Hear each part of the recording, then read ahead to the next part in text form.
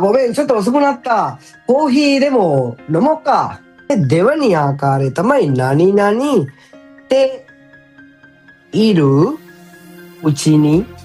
අන්න එතකොට අපි කියනවා අතරතුර නේ උදාහරණයක් විදියට හනස්ත ඉරු උචිනි එහෙනම් කතා කරමින් ඉන්න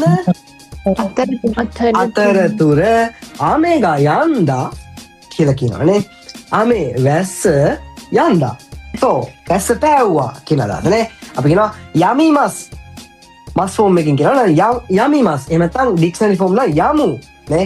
යමු කියන්නේ මේ let's go කියන එක නෙමෙයි යමු නේ. ආමේගා යන්දා කියලා කියන්නේ එහෙනම් වැස්ස පෑවුවා කියන අදහසනේ. අපි කියන්නේ වැස්ස පායනවා කියලා. අන්න ඒ අදහස නේ. දැන් අනස්තේරු උචිනි ආමේගා යන්දා කියලා කියනවා. වකරිමස්කා? එහෙනම් කතා කරමින් ඉන්න අතරතුර කියන අදහස නේ.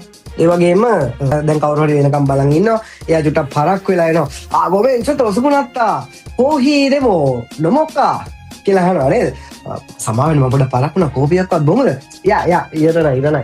待ってるうちにコーヒー飲んだよ. 大丈夫. 待ってるうちにコーヒー飲んだよ. මං බලමේ හිටපු වෙලාවේ කෝපි එකක් බිව්වා කියලා නේ.